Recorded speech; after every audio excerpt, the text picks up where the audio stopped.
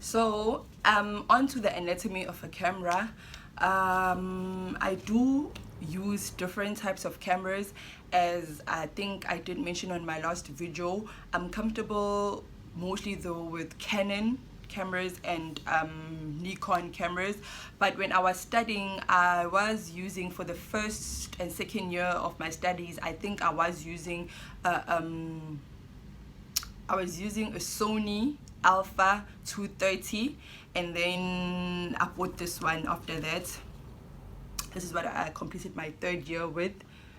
I don't know if you can see that. That is a Canon, that is actually a Canon 30D.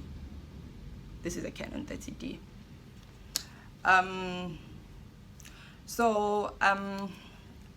Basically this is just a basic camera. This camera has been around for years, obviously, because I did my third year with it. Since then I've used different types of cameras, but can I just share something quickly before I do the anatomy of a camera, guys? I do have two cameras that I currently own, but those are not the latest of cameras, and I took a decision that I'm not going to be buying any new camera equipment. I will, however, continue buying camera accessories like maybe new tripods. I can even buy lenses, it's fine, and your flash and other camera equipment. But in regards to cameras, I've actually taken a decision not to buy new cameras, because you know what, cameras are actually like cell phones. You know how you buy a cell phone maybe in January, you buy an iPhone in January, and then in June iPhone releases a new iPhone that is better than the iPhone that you have, and then the one that you have now is actually depreciated in value, and you can't actually use it for your clients. Maybe if you photography is a hobby for you or something, and then you're just using that camera and you're not actually using it for commercial purposes, then I don't know, I guess you don't actually have to be in a rush to update or upgrade equipment as often as people who are obviously this is a career for us. We do work with people on a regular basis. People are always wanting the trends, they're always wanting the newest, the cleanest, the freshest, the brightest, the sharpest. They always want the best quality, and obviously the best quality does come with the latest equipment. It's always said that obviously a camera doesn't make the photographer is the photographer, in terms of you can have a bad camera, but if you're a good photographer, obviously you will still manage to get the best image. And I do agree with that, because in my past life where I've worked in previous places, I have worked with equipment that wasn't of high standard, but I can say, because I'm a hard worker, I'll put it like that, because I don't want to now seem like I'm having a big head over anything. Because I'm a hard worker, I did, however, manage to get proper, beautiful images with cameras that are not actually of good quality. But obviously, I'm not gonna lie, the latest equipment obviously is the latest, newest technology. Obviously, it does get you better images, and it does make your life easier as a photographer or aspiring photographer, and it does make you work less than you would really have to work with a camera that is like outdated, if I can put it that way. The anatomy of a camera, as I mentioned, this is a Canon, if you can see it properly, 30D. Okay, so this is the part of the camera which will usually always face you, the photographer, the person taking the picture. This is the LED screen or section, if I may put it that way. This is more or less the screen where you will always see your final product. By final product, I mean after capturing the image, this is where you'll see the image. Before, obviously, the image is being edited, it's a raw file. That's how you will basically view your image. By raw, I mean like the image hasn't been edited in any way whatsoever. The image will appear exactly the way in which you captured it. This is the LED screen, and this is a viewfinder. this is a viewfinder. Basically, a viewfinder is where you basically put your eye through, basically to look at what you are photographing, so that you have a clear picture or understanding and the framing of how your image will look like. Because when you are ready and you press the shutter release button, the image will look exactly as how you saw it in the viewfinder. And the viewfinder, when you look at it, it has different points in it. Those points help you determine the sharpness of your image, as to which part you want sharp. You want the foreground, as I mentioned in my previous video, you want the foreground, the midground, or the background to be sharp. And the viewfinder, obviously people do have different optics. Like for example, I wear glasses, and it's not a style of whatever. I wear glasses because I do need glasses. I cannot drive without glasses. I cannot, if I'm short-sighted, I can only see things that are close by, but I can't see things that are far. So when I'm driving, obviously you need to see things like distances before you get there. So that's why I wear glasses. This here, I don't know if you can see it, there's a little nozzle here. Can you see? I'm actually moving. It's like a little groove, like a little wheel. Basically that is where you are able to adjust the viewfinder, because as I said, people do have different eyes and people do see differently. Some people have brighter eyesight than others. This here helps you basically set the viewfinder in a way that you can be comfortable with, in a way that your eyes relate with.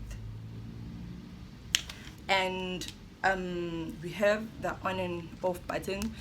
The on and off button in cameras is usually situated in different places. Some on and off buttons will be here on top, some will be on this side, others will be somewhere alongside here. But basically you have an on and off button to turn the camera on and turn the camera off.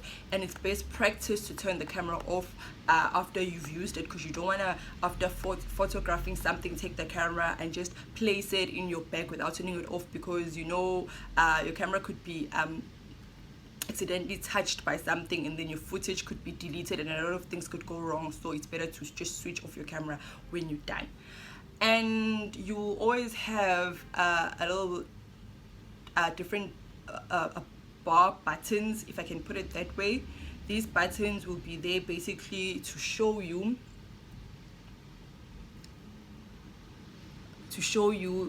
basically you have a delete button here. If you're not happy with the image in which you have captured, you can delete it straight away.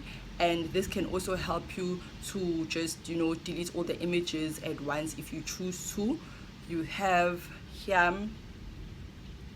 this is a play button. Basically you can view your images that you've taken. You can go the previous and you can go back, forward and backwards. And here you have the info button.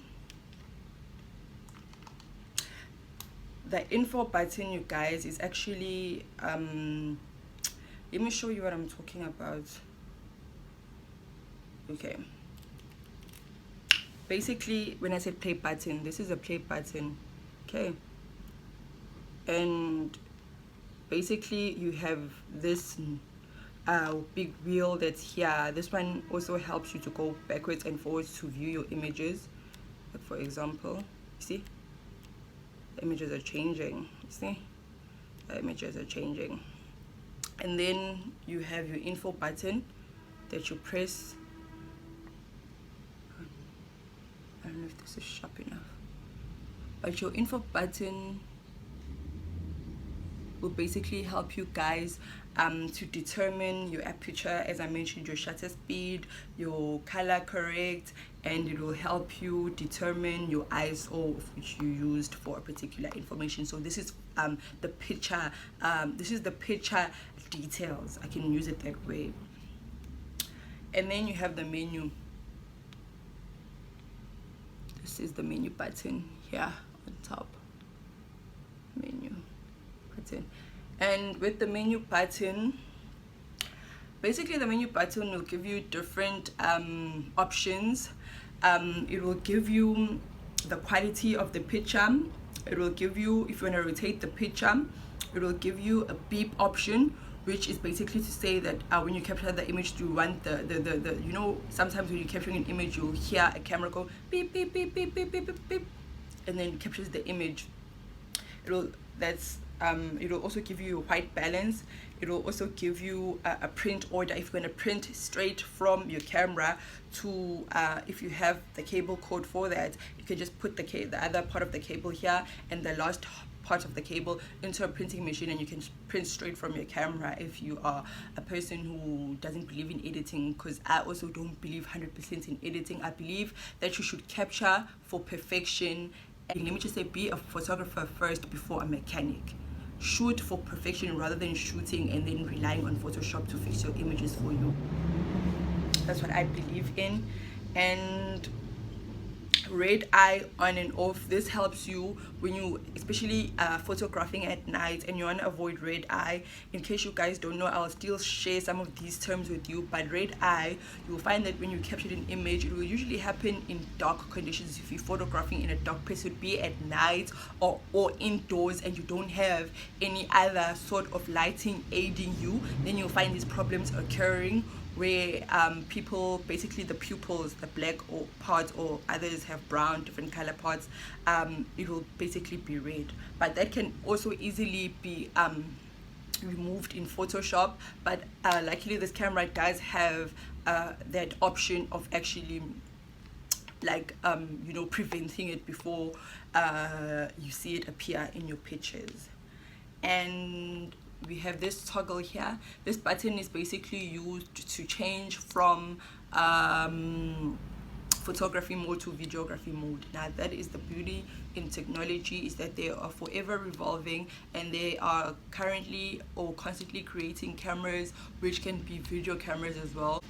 And this is your zoom in, zoom out buttons. As you can see, let me show you. This is zoomed out. As you can see, the image is just on a smaller portion of the frame, and here you have the color contrast, and then they give you all the imagery details. Your ISO, your aperture is all here, and then when you zoom out, you basically see the whole image. Zoom out, zoom in. And then you have, this is basically the most important toggle or wheel. Basically this gives you your camera settings. If you want to set your camera's aperture, your shutter speed, and so on, you basically just, if you want to set all three, because you know that if you want to set all three, your ISO, your aperture, and your shutter speed, you basically have to set your camera on manual, and then you are able to manually set those three important, that trio, into basically how you want it to be. For example, this is my manual. I don't know if you guys are going to be able to see properly. Okay, I think this is the best I can get it to. Okay, you see this, it has a manual, it has an AV mode, it has a TV mode, it has a program mode, this is a program mode, it has automatic, those who like to shoot in automatic, and then over here it has different types of photography genres. So this camera is actually very useful because it can help you in terms of setting, the types of setting for you if you're a person who's not 100% sure on how to set your setting. For example, this camera has a portraiture setting. You can set it there, and it basically set your aperture, ISO, and your shutter speed for you. It has a landscape. It has a landscape feature which can basically set all your the trio things that you need for landscape photography. It has nature, it has sport, it has night photography, and it has the flash, internal flash, if you want to call it that. I usually use the manual because I want to set my the manual is the M, because I want to set it myself, and the TV mode is when you want to take a video, and then the P mode, that's the program mode. So what usually happens with the program mode will basically set either to of the trio for you. So it will either set the aperture and the shutter speed for you, and then you'll have to set the ISO, or you'll set the ISO and the aperture and you have to set the shutter speed, either or, but it will only set 2, and then the other one you have to set up. And then obviously when you're using automatic, it's just like automatic, like using a point and shoot camera. If you know what a point and shoot camera is, just those cameras that don't really have a viewfinder, they just have an LCD screen, those smaller Nyana cameras that you just point and you shoot and you get an image. We have this little button here. This little button is your built-in flash. Basically, this is what you do. If you want to take an image, you press here, and then the built-in flash pops in. This is your built-in flash, guys. Let me just be honest with you. I'm not the one for built-in flashes. I don't believe in built-in flashes. I've got my reasons for that, but I mean, if you're an aspiring photographer, hobby is photography, then you can use the built-in flash. But I mean, if you're a professional photographer, you know exactly what a built-in flash does and why it's not really 100% okay to use it. And my reason obviously is that it's like a box. A built-in flash is like a box. Basically, when you take a picture, it the built-in flash basically concentrates on a certain part of the subject or object that you're trying to capture. It does not brighten up the whole object. It will maybe focus on the face. If you're trying to capture a person, a subject, it will maybe focus on the face, and then the rest of the body will be a bit dark, But then when you're using external flash, which is that you get externally, and then this is the toggle in which you place it in, that is actually the one that I would recommend, because that one is wider and the lighting frequency goes higher than obviously this little one, so that it brightens basically the whole image that you are trying to capture. The image, the lighting of that has high frequency, so basically it lightens up the whole image. And we have a space which is for your tripod. Obviously, if you're doing the type of photography that you're gonna need a tripod for, maybe portrait photography, then obviously this is going to be useful, because if you want to avoid camera shake, because sometimes you do get camera shake. Sometimes some cameras are actually very heavy, and when you're holding the camera you'll get camera shake, or sometimes maybe the shutter speed that you're using is too high, and then when you're taking the picture you'll get camera shake. So it's better to place it on a tripod. And then obviously you have this space here. This is where you put your CF cards, but as I did say that cameras are different. This is a Canon, Nikon, Sony, and all the other cameras may be different, but I do know that I'm using a CF card, you guys. Other cameras take both CF and CD cards. I will explain those other terms later on in my tutorials, and others just take the SD card. I'm basically using this one, the compact flash, which is a CF card. This is the bigger card that I'm using. And some cameras obviously they take the smaller one. That's like a memory card, but obviously not the phone memory card. And and then you have an opening at the bottom. Basically, this is where your battery goes through, and your battery always comes with a battery charger. Whether I use a universal charger because I'm always using different cameras, so I prefer to buy a universal charger because batteries are different. And this is how this battery looks, and when you're charging it, this is basically the positive side to which the electricity is supposed to reach the battery to charge the battery. This is how the battery looks.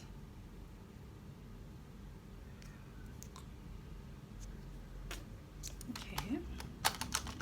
That you have an autofocus and you have a manual focus when it comes to the lens. This basically determines whether you want your lens to focus automatically for you or you want to set your focus manually. So this button basically goes autofocus, manual focus, and then you have this wheel here. This is basically to set your different ISOs, your different shutter speeds, and all your different programming. This is how you can, as you can see, the bar is moving. We'll further go into the different lightings for the different weather conditions, and I'll show you how to set it on my next video. And this is the shutter release button. That's the shutter release button. Basically, that's what gets the image taken. And I will just, okay, let me show you something that perhaps, which is your standard lens, which is your little lens. You have different types of lenses. I'll further go into that on my next tutorial, the different types of lenses and what they are used for and the definition for those lenses. I think that is actually going to be quite useful for you guys. But let me just show you something. Some people struggle to attach a lens onto the camera compartment. This is what you have to do. You must always make sure that, okay, I'll show you something. Can you see this white little dot here? Okay, this is how you take the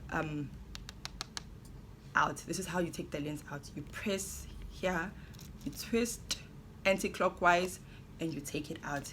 This is twisting anti-clockwise. This is clockwise, anti-clockwise, clockwise. So when you're putting it back in, you must always make sure that there will always be a white dot on the camera as well, and then you find that there's a white dot on the lens as well. So you must always make sure that these white dots are actually in proportion to each other. Can you see? Can you see? Can you see? Proportion to each other. And then you, to secure, clockwise. I'll show you something quickly. The lens is actually very important to a camera. This is what you understand. So if it's looking like this, this is basically the mirror. I hope you can see it. This is the mirror. Yep, that is the mirror that is in the image sensor. That's what we call it, the image sensor that is in a camera. So if you didn't have a lens, you could take a photo just with this alone, but I'll show you how the photo will appear so that you know why a lens is actually very important. Do you see? This thing, guys, moves in a matter of seconds. Look at that. I don't even think you're gonna be able to catch that. Can you see? That is actually the image sensor which brings in the light and captures the image. But this is how the image will look because there's no lens. This is how the image will look. Plain white. Nothing. There is no image that was captured. It's just white light because this thing is just way open. There is basically no there's nothing basically controlling the amount of light that's coming into the camera, and that is why your lens is actually very important, because it controls the amount of light obviously that is coming into the camera. Without the lens, God, only God knows, God forbid. And the technologies, toggles, wheels and buttons are placed in different places, but I mean, it doesn't matter where it's placed. If you know what it's for, then you're gonna be able to use it. Because I mean, I don't just use a Canon camera because I'm familiar with Canon. As I said, that Canon both and Nikon for me are the top two brands that I love to use in terms of imagery, because I feel that they're always producing in competition with each other. They're always producing the best brands. But I do feel that I've been using Canon a bit more lately than Nikon, because Canon has just been on fire in terms of producing the latest. You know, they're producing beasts, guys, like monsters. That is what they're producing. And I would really love to have conversations with you guys on my social media pages, on Yolanda Zondi at yahoo.com. You can email me if you have any questions. I don't mind answering the questions for you guys. And my social media pages on Instagram and Facebook, I go by Yolanda Zondi Photography. And whether you're a student photographer, whether you're aspiring professional photographer, I don't mind. You can ask me questions. I'll try and answer them the best way I can. I'll do research for you guys. I don't mind, and I will bring the answers to you the best way that I possibly can. Before I say bye, I just want to let you know, guys, that I will try my best by giveaways. Obviously this is a photography channel, so for now I can't promise that I'll have camera giveaways, because I mean, cameras are a bit, not even a bit, cameras are a hell lot of costly, guys. Cameras are so costly, it is not even funny. So the best thing that I can try for now, I will obviously try my best, is that if I can get maybe those point and shoot cameras, or those pick stacks cameras, you know, those little ones, those cute little ones, and I can give away vouchers. Maybe if you know what Where Photo First is, vouchers maybe to do your printing. If you have images that you want printed, I can give you vouchers. Those are giveaways to come in the next upcoming tutorials. You must just be on the lookout and just try and subscribe to my channel, please. And I will be doing those giveaways in terms of vouchers, maybe printing vouchers. I'll be giving away photo shoots as well. Maybe portfolio. If you're modeling, you're aspiring model, I'll be giving a portfolio shoot. That means obviously I will be doing a portfolio shoot for you for free of charge. I'll be giving away family shoots. If you have a family, you want to do a family shoot, maybe you want a family shoot, newborn shoots, maybe once in a while, because weddings are actually so expensive to shoot, but once in a while maybe I will give away a voucher for a wedding shoot if you subscribe. And basically there will be those giveaways. I'll be giving away beautiful frames from time to time, just different camera accessories, you guys. Like, I'll show you pictures in my upcoming video. Maybe I'll be giving away lens extenders, tripods, and such things like that, that are actually affordable to me, because obviously all these things are going to be coming from my pocket. So thank you for tuning in, and please tune on into my next video, and please subscribe to my channel. I really appreciate it. Until next time, bye. I'm giving away a festive starter pack, and if you want to know how you can enter the competition, visit my social media pages and follow me, and you will get the competition details from there.